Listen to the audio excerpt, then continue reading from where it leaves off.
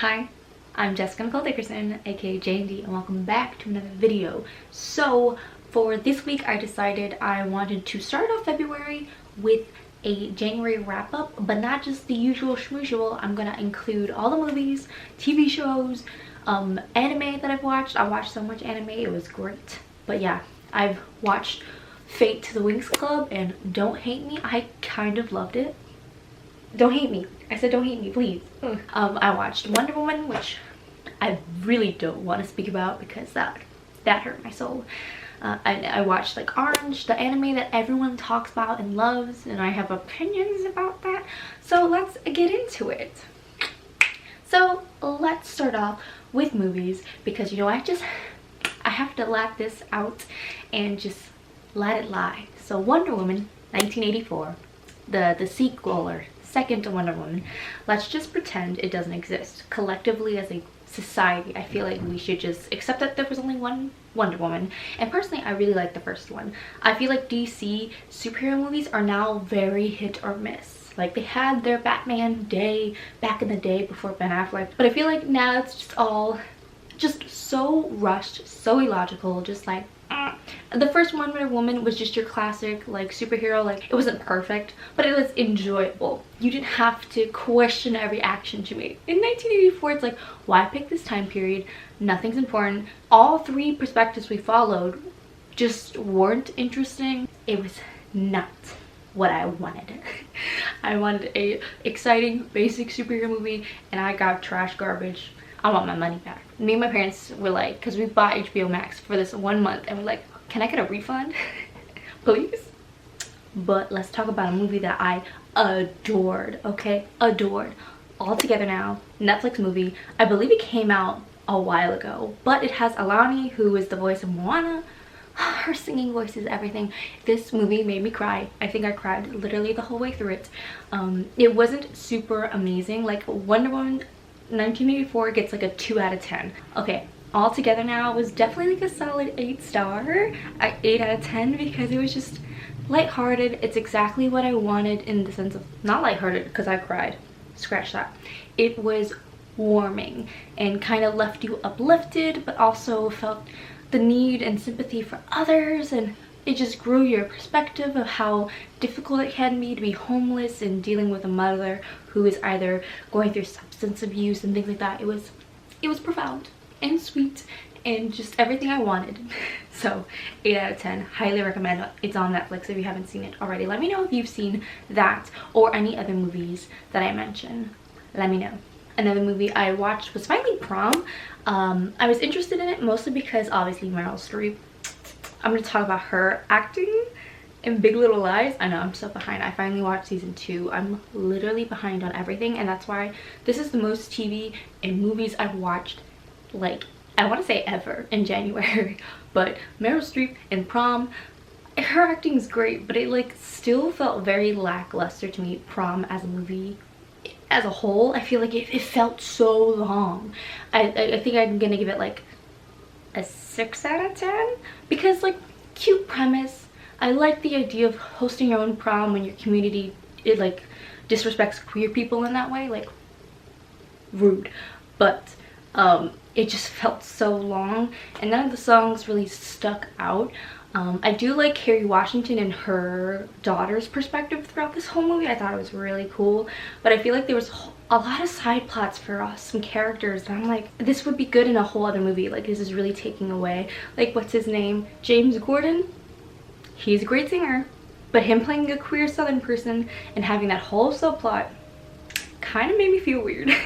Like, love his singing, think he's talented, but I think it took away from the movie because we were so focused on everybody's side story at the same time. I was like, bruh, I'm not feeling this. Is that just me? Let me know. Okay, so those were the movies I watched. Not that many movies actually, but I watched a lot of TV shows. So we're gonna talk about Winx first, because I know that's what you're here for. Winx, or Fate, the Winx saga. I really think, don't get me wrong, it's not perfect. It is probably a 6.5 out of 10. I thought it was entertaining. Obviously, I don't think they dressed the characters correctly. I'm a Winx stan. I watched all 6 seasons back when I was little. And I think they're still coming out with shows and movies and stuff. I used to watch all of it. all of it, all of it. And I used to love Flora the most. The fact that her and Tekna are in it,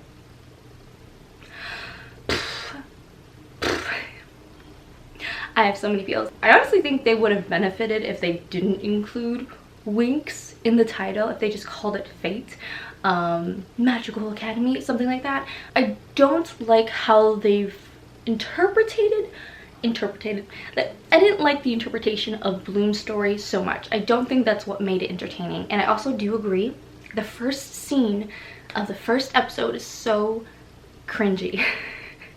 And it's not acting fault or producer's fault. I know pilots are very hard to film. You don't have a vibe for the character, yada yada yada. I just think it could have used a little bit more work, but still a 6 out of 10 because I thought it was engaging. I really did love the fact that they made it very politically intriguing where we don't know who to trust. I do think they pushed that too easily on us as the audience member. It would have been more interesting if they made it more so slight, us starting to question everyone and not trusting everyone. It was definitely in your face. I feel like a lot of it was in your face, like the romance and things like that weren't so believable. They were in your face, like we're used to be a couple, or now I like the new girl. And let me just say, I'm really hoping Riven and Musa, like in the second season, I needed them to come together because I actually really like the casting of Riven, Musa, and Beatrice. I think they're my favorite characters in the whole show. I think they're really interesting. Beatrice's whole perspective. I think the cliffhanger was really cool. I think it had some good elements to it for sure. I think it was fun and just like not serious and sometimes cringy, but it was just like one of those series that you could just binge. It felt so bingeable. But now let's talk about a series that was so hard for me to watch, but I really wanted to watch it because of Danielle Clayton, and it is Tiny Pretty Things. I kept saying it wrong in the vlog I'm going to post Friday. I kept thinking it was Pretty Tiny Things, Tiny Pretty Things, Pretty Tiny Things. I don't remember the name of it often enough, but I know she wrote a book. Ballerinas, New York, murder, homicide, stuff. That show, I'm gonna have to give it like a 5 out of 10. Okay, so I think there was an issue with editing because every episode felt so long and it dragged on so long. The whole main plot is we're following like the students at this dance academy, and a student recently had fallen off the roof or had been pushed, and we need to figure out who and protect ourselves. And there was a lot of side plots of people struggling to get the lead and being injured. There were so many side plots and side stories. Like there was a boy who had bulimia, and I feel like it was resolved so quickly we never even spoke about it again. Like we see him throwing up the first couple episodes, and then at the end it's like, I'm better now because I'm in love. Everyone fell in love too fast.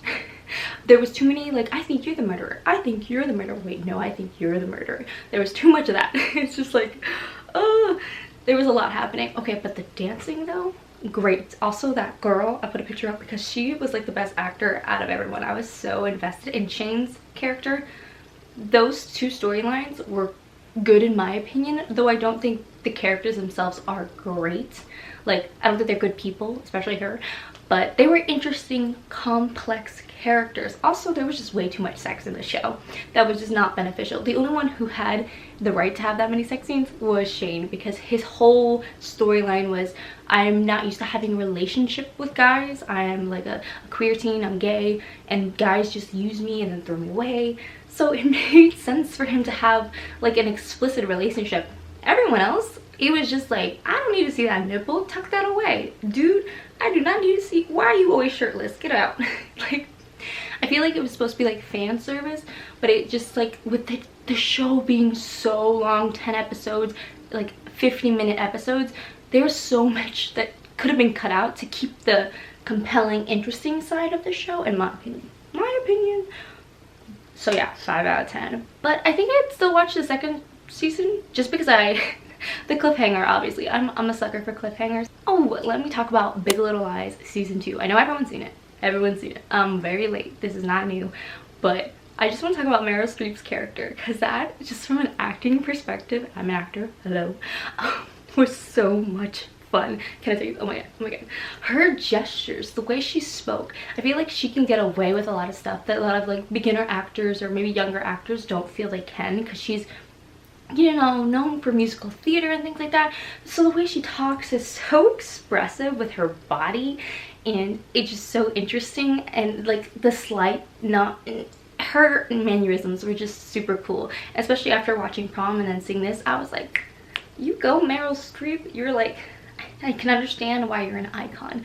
But her character was so mean and so aggressive in Big Little Lies. Big Little Lies was also a solid 8 out of 10. I would also say my favorite show that I watched this whole month, which is actually kind of shocking, was the Euphoria Zendaya episode, or Rue episode. I'll talk about it in 1 second. So I didn't watch Euphoria obviously this month. I watched it before, and that show to me is more like a 6.5. I again think some explicit content isn't totally necessary, and there's the conversation to be had about making a teen show so explicit and marketing it to audiences that are meant for adults.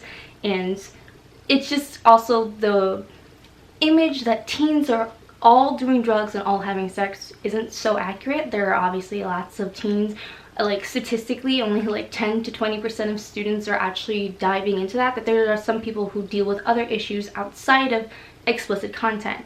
So the idea that only students face this isn't totally accurate, but it's good to have at least 1 or 2 characters who experience those things, because obviously there are people who go through those experiences, but to have every single character have that is a little not realistic. And again, marketing that explicit teen sexual scenes to adults is a little weird to me. So Euphoria is a little weird. I think overall the series is like dramatic and fun for me as an adult, but sometimes I do like, I'm like, I don't need those scenes.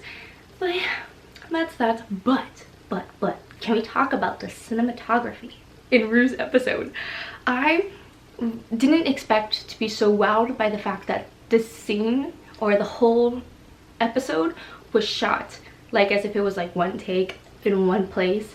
Like that was really cool to me, and I didn't expect to be so blown away by it. Like it didn't feel slow, it didn't feel super long, it didn't feel like I wanted them to leave. At first I was just like, oh, okay, so they're not leaving. And then it just, the conversation was so impassioned and vulnerable and open, and you can kind of hear Rue's, like her lies and her interpretations just a little bit. It was really cool, because I feel like television is constantly projecting this kind of fake image of someone's life.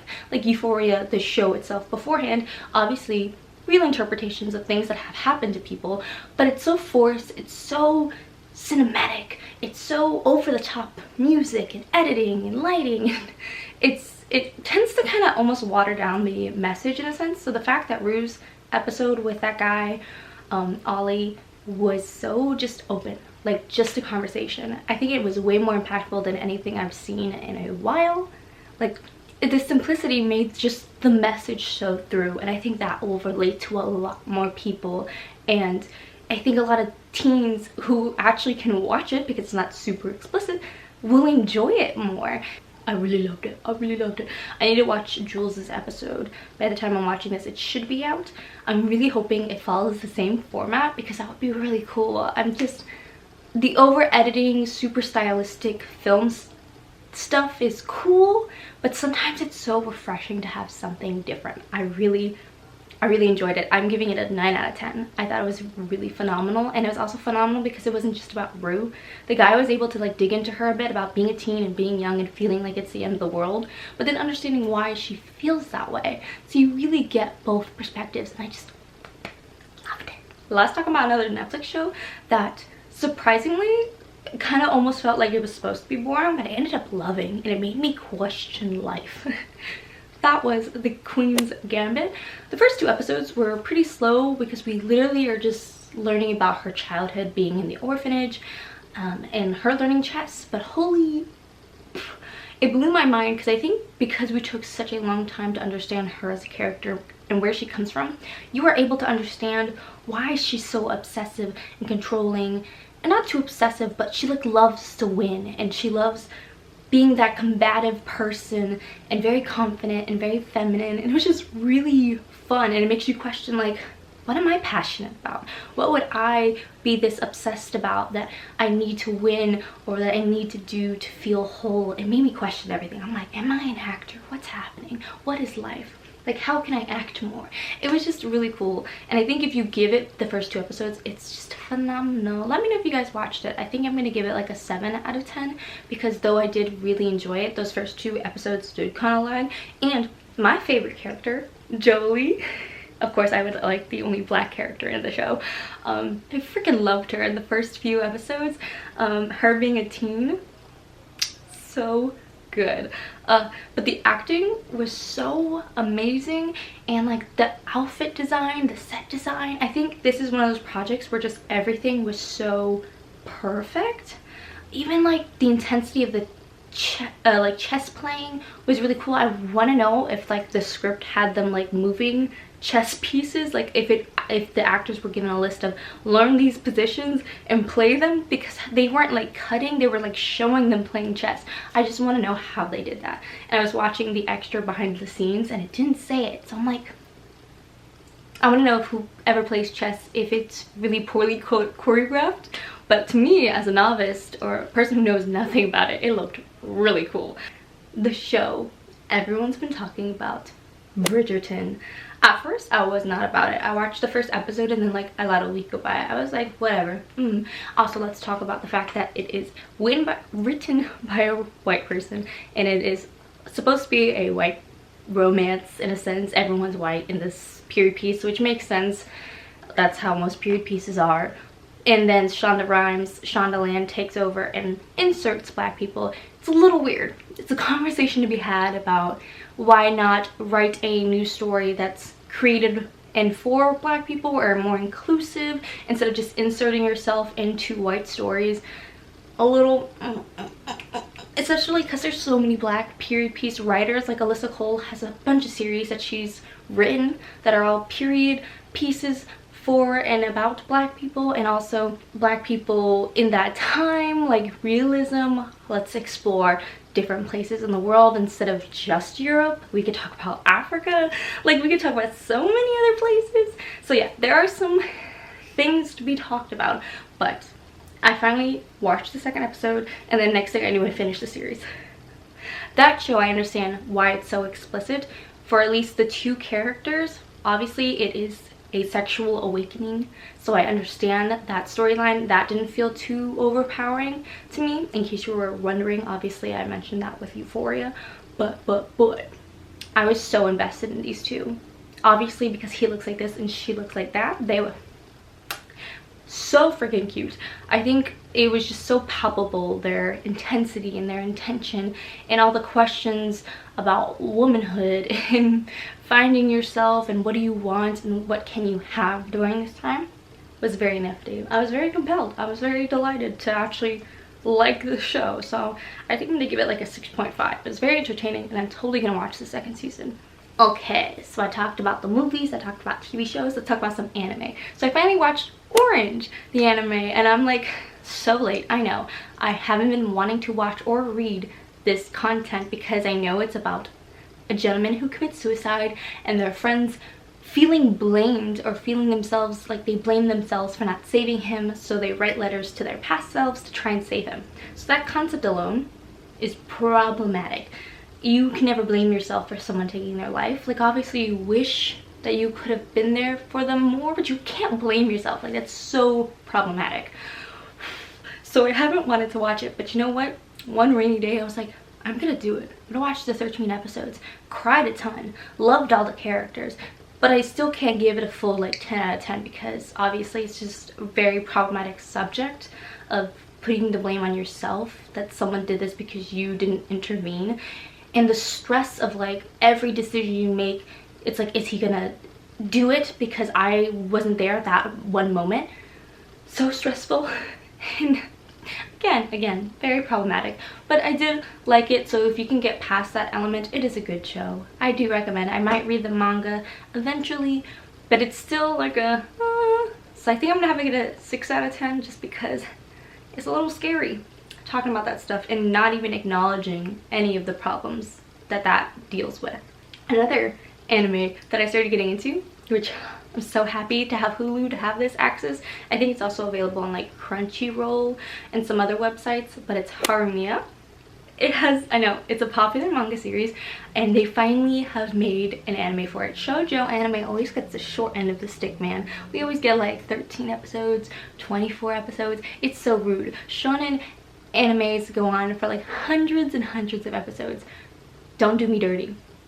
I see you. But yeah, Hulu started airing the episodes, I think either in December or January. I've watched, I believe, 3 episodes, and I also am now reading the manga along with it.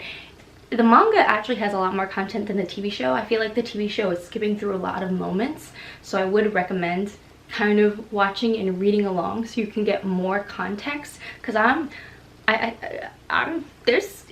so worried the show's gonna have like 12 or 13 episodes and skip through to only the important moments, and next thing you know, it's over and done for, like most shoujo animes, and you never get it back, which makes me so sad. But these two characters are so cute, and I also really love the side characters and how they've all established friendships with each other, and how they're not really worried about their reputation anymore, but it's more so that they want to keep themselves, their truer selves, for each other, for romance.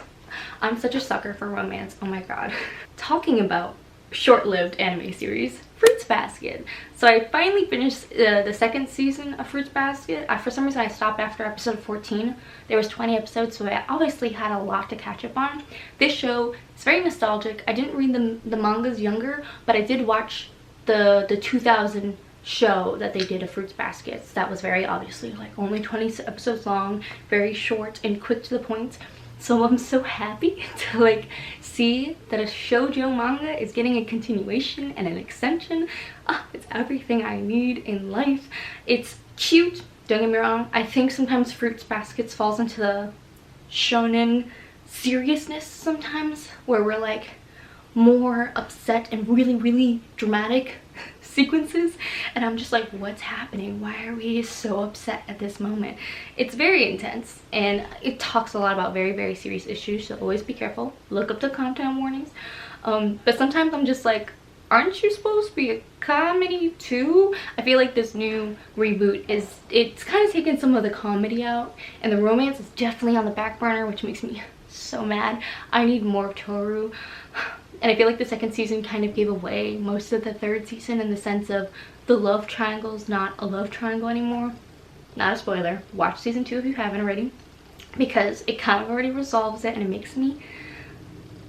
It takes away some of the tension. There could have been more tension. You made it too easy for me. I always want shows to like blow me away, and I feel like shows just give away answers too fast. I'm like, hold me at the edge of my seat for at least the 20 episodes that you're doing. Okay, thanks. I don't require that much. And then briefly, let me talk about the mangas that I read. I read a lot of mangas this month. I think I was in the shoujo mood. I wanted romance. It's about to be February, so obviously I said that I was starting to read Harumiya, which is so sweet. I read the first volume. I think the first volume is covered in like the first episode of the anime, which is crazy. But it's just super cute, super wholesome. And then I started reading this amazing manga called A Sign of Affection. I think I just saw Read with Cindy also talk about this. All of the chapters are available on Kindle Unlimited. They've been releasing 1 chapter a month, and they're so good. It's about a girl who's deaf with an F, and she is starting to have a relationship with a guy, and it's so cute. There's 17 chapters available right now. The cutest thing ever. And if you watch my vlogs, I've talked about it a little bit. My little heart, she's adorable, and like obviously she doesn't catch everything that's happening around her, and it's just her exploring the world. It's so cute and wholesome. The last manga that I read was I'm in Love and It's the End of the World. I'll put it up just in case I'm reading it wrong. It was the first 2 volumes are available on Kindle Unlimited. It was definitely cute. I'm not gonna pay $7 for that e-copy for the 3rd volume. It wasn't that cute. It was definitely like a 3 out of 5. It was just like, you know, whereas like A Sign of Affection and Harumiya are 4 out of 5, so which I would pay money for to see the next volume. Okay, I've been talking for like 5 years. Let's also get into the I read how many books? I think I read 2 books this month. Okay, so the 2 books that I read this month were literally for the live shows that I was in. So I picked up the wrong one. I'm reading Dune. Only got 100 pages in and then I had to put it down. Let me pick up the right book. What Kind of Girl by Alyssa, Shienmel. We had an amazing live show. It was so much fun. It was the first time I interviewed an author for a book they released. This book does cover a lot of serious topics like self-harm, OCD, just so much abusive dating situations. But it was really cool. If you can get past that subject matter, I feel like this really helps you feel seen. I felt so seen. I dealt with things like this. We talk statistics in the live show that most people know of or have been through these kinds of experiences, and like no one's talking about it. So this was a fabulous read. I think I put this down as a 4 out of 5. And it was such a fun experience meeting Alyssa and talking to her, and I got to ask her a bunch of fun questions about writing and about her life. Very cool. And then the last thing I read was Binti, the first novella. Mind blown. Mind blown. I did not expect that it would end up like that. Watch my live show with Zoe's All Booked. I'll link it down below. It was so much fun talking to her about it. We talk about, you know, the floating jellyfish in this book. We talk about the racism that was realistically depicted, but also humanity in this. In that, is there a chance for humanity to defeat racism if in this book alien like creatures help us defeat the racist biases and things like that, and also the happy resolution. And there were so many conversations that we had. It was so phenomenal. This is, I think, going to be a 3.5 for me, and I'm definitely going to continue with the trilogy because it was just really exciting and I was mind blown. It's definitely the writing style that is more like Afrofuturism and sci-fi, so it is told in a very unique and different way. So I would recommend the audiobook for most people, but this was so good. Check it out. But yeah, I've been talking forever. That is the video. I hope you enjoyed. Comment down below what else you think I need to watch or read in the month of February. I know I need to watch WandaVision. Everyone either loves it or hates it. I want to watch it. And I also need to watch the 2nd season of The Mandalorian. I swear, I haven't seen anything. So comment down below anything you think I need to watch, and I probably haven't watched it, so let me know. I'm also thinking about doing a watch through of Lord of the Rings because I have never sat through and watched all of them all the way through. So, and I put it up on Twitter and people were excited for it, so I hope you're excited for it. You're gonna hear my wacky commentary on it. And I'm really excited to be talking about more things on my channel. But yeah, that's it for today's video. I hope you enjoyed it. I hope you don't hate me for my opinions, but you know what? They are my opinions, so I'm not gonna apologize. But yeah, that's it. I hope you enjoyed this video. Give it a thumbs up if you did, so I know you liked this video and I can keep making more of them. So make sure you give that little thumbs up or subscribe so you can catch more videos. I hope to see you in the next video. Bye.